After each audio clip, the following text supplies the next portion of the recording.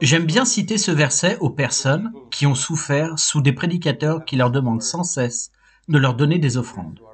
Je leur dis, je veux vous montrer un verset de la Bible qui dit que Dieu ne veut pas recevoir vos offrandes. Hébreux 10, verset 5. Tu n'as voulu ni sacrifice ni offrande, mais tu m'as formé un corps. Le croyez-vous? Qu'est-ce que Dieu désire? Un corps. Vous m'avez entendu dire plusieurs fois, dans l'Ancien Testament, l'accent était mis sur le fait de payer la dîme. Dans le Nouveau Testament, l'accent est mis sur le fait de donner votre corps. À ce moment-là, il y avait une insistance tellement forte. Avez-vous payé la dîme? Avez-vous payé la dîme? Avez-vous payé la dîme? Vous allez à une église et ce sur quoi les personnes insistent, c'est avez-vous payé la dîme? Avez-vous payé la dîme? Avez-vous payé la dîme? C'est une église de l'ancienne alliance. Dans la nouvelle alliance, l'accent est mis sur avez-vous donné votre corps? Avez-vous donné vos yeux? Avez-vous donné votre langue? Avez-vous donné vos mains?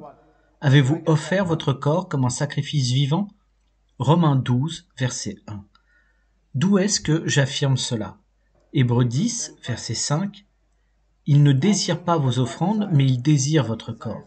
Dans la Nouvelle Alliance, c'est l'équivalent de la dîme de l'Ancien Testament. Tout comme la mort de Jésus-Christ sur la croix est l'équivalent de l'agneau de l'Ancien Testament qui a été sacrifié le jour de Pâques. Tout avait un équivalent. Le fait de traverser la mer Rouge, dans le Nouveau Testament, cela représente le baptême. La dîme de l'Ancienne Alliance, dans la Nouvelle Alliance, c'est le fait de donner votre corps. Le voici ici. Dieu ne désire pas d'offrande, il désire votre corps en premier. Est-ce que cela veut dire qu'on ne doit pas donner notre argent à Dieu? Si vous n'êtes pas heureux de donner de l'argent à Dieu, vous n'êtes pas dans l'obligation de donner quoi que ce soit à Dieu. Donnez votre corps, mais la plupart des personnes qui donnent leur corps souhaitent également donner beaucoup d'autres choses aussi. Mais c'est de manière volontaire. Donnez ce que vous voulez dans la joie. Mais la chose la plus importante que Dieu requiert de vous est un corps. Quand Jésus est venu dans ce monde, Hébreux 10, verset 5, Jésus n'est pas venu premièrement pour payer la dîme. Il n'est pas venu donner des offrandes. Au lieu de cela, il a donné son corps. Et il est le médiateur d'une nouvelle alliance pour nous. Nous enseignons que ce que Dieu désire en premier, ce ne sont pas nos offrandes, mais notre corps.